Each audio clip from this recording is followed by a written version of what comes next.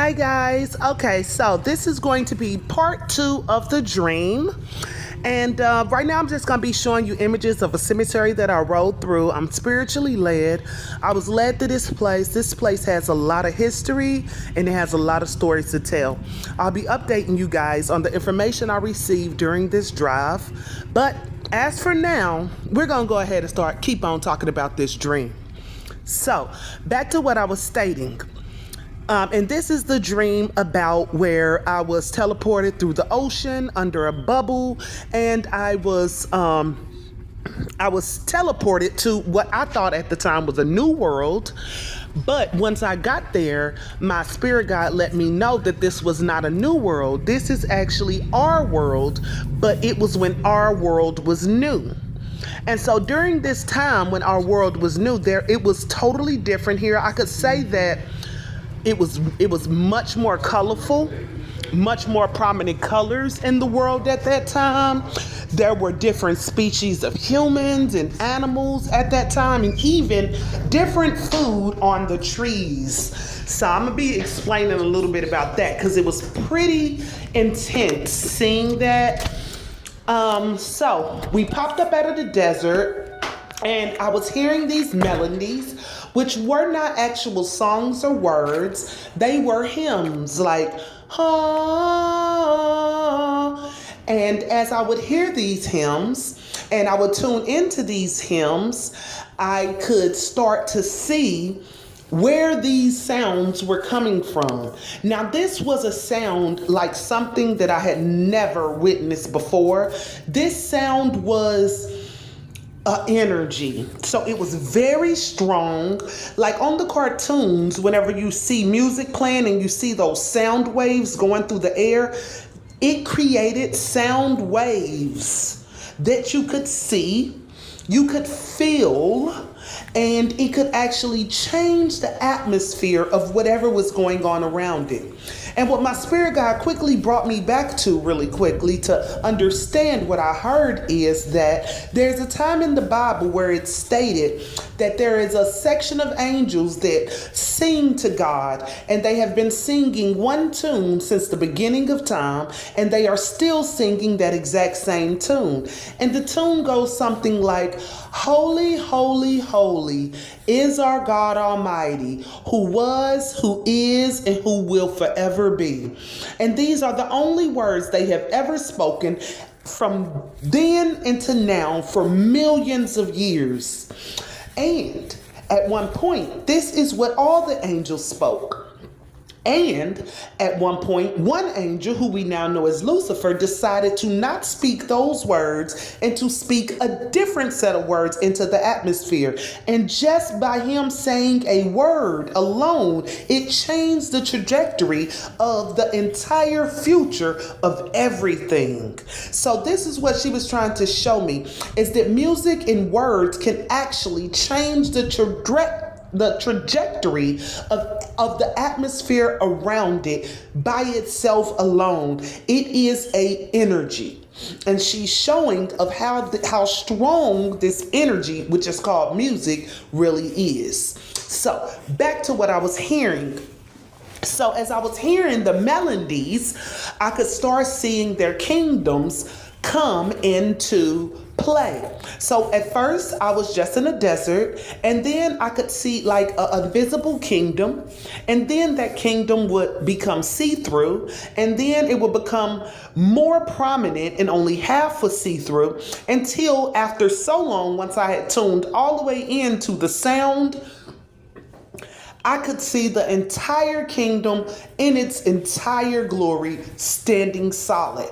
And I realized that as I listen to their music and tune into their music, I can see them. I can see who is singing, what kingdom they belong to. And I also could tell that those other voices, because it wasn't just one person singing, it was a lot, but they were being drowned out by the one that was the most, that was the loudest and who was actually reaching me. So it was like a concert. And I remember asking her, like, why are they having a concert? And then she said, it's not a concert. She said they are asserting themselves. They are showing that their voice will be heard from now into eternity. face. She said, "These will be your celebrities. And when they come, they will come with the song. And in their song will be the message," is what she told me. And I'm like, oh my God. That's why I've always been so drawn to music. And each person is trying to give us a little bit of a message. And so, whenever I put that together, that was also very eye-opening to me. But it also made me want to tune into the other sounds, because I realized it was now more than one kingdom here. So I was hearing one, but I wanted to see the rest. So I was trying to tune into the other ones, and I could start to see their kingdoms also start to appear. So it started see-through, of course, and then it would get a little bit more prominent. Now, these kingdoms were very far away. I would say about a state away. So when I got out of the ocean onto the desert, out of that bubble, the first kingdom I saw had to be a whole state away from me. He was not close. It was like a whole state away. And the other ones were like 2 or 3 states away from me. So these are hundreds of miles, but I could hear their voice. And then I could see them also from where I was. So now I'm starting to realize that how the world is now is blocking our path, our righteous path. We have so many things in our way. And I believe that before time, it was so much easier to reach each other, because it wasn't so many, like the social media, the music, the buildings, the cars, the noise, all of that going on is actually drowning out your powers and your connection to the spiritual world. And when we didn't have all these different noises, cars and trucks and horns and music and people and buildings, if we didn't have that, we would be so connected to the earth, to the point that we could see and feel each other from hundreds of miles away, and could communicate without talking from hundreds of miles away, is what I was also learning in that dream.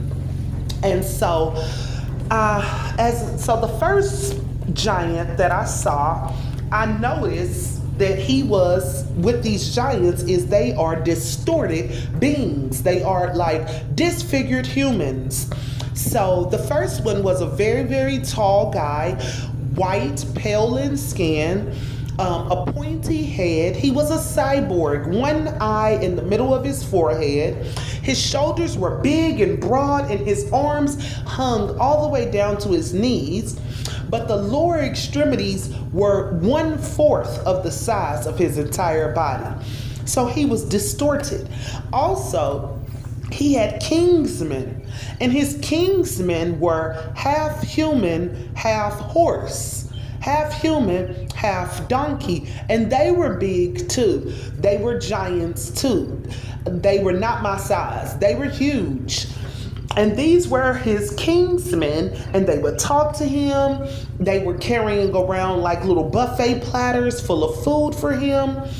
And also, this giant was not just a human, he was also a spiritual being. He could distort his size. He could make himself bigger or smaller, invisible or not invisible. I think he could even change into different things, but he didn't do that in front of me. But how I know he could change is because when I first saw his kingdom, he was taller than his actual castle. And his castle was radiant. It was like 6 stories high. It was huge. It was an actual castle. But he was taller than the castle. He was almost as tall as the sky. And I think he was that big and his castle was that prominent is because he really wanted me to see him. His voice was reaching me the most. And so he made himself and his kingdom that big so I would see them first. Because of course I heard the other giants. Once I saw him, I was like, oh my God, that's a giant, but he is actually bigger than his castle. I was like, how is he even gonna get in that castle? So I was thinking, maybe that's not his castle, but again, as you tune into him, not only can you now see him and hear him, but now you are drawn closer to him. So I actually teleported straight into his castle, and then I was standing in front of him. And man, that castle was beautiful, guys. Gold floors, huge throne, gold everywhere, pillars made of like ivory. There was a court that he could walk through. And when you walk through this court, it was just all gold and jewelry and mirrors. But it also had a part of the ocean in there. It was like an underground pool, but not a pool, like an ocean, huge, with seaweed and coral, and mermaids were there too. So I saw that he had chariots, he had mermaids, and they were all there in his castle. And he was singing that tune, and I was just paying attention to everything around him, the colors, what I did notice about him and the other giants is that they could morph from spiritual to human, and that they were also immortal, is what they wanted to tell me. And they have always been, well, not always been here. They were born, and but they can't die because they were half spirit and half human. And they are coming back, and they are here, and they are our celebrities, and they will give us a message, and their message will come through song, through music, through words.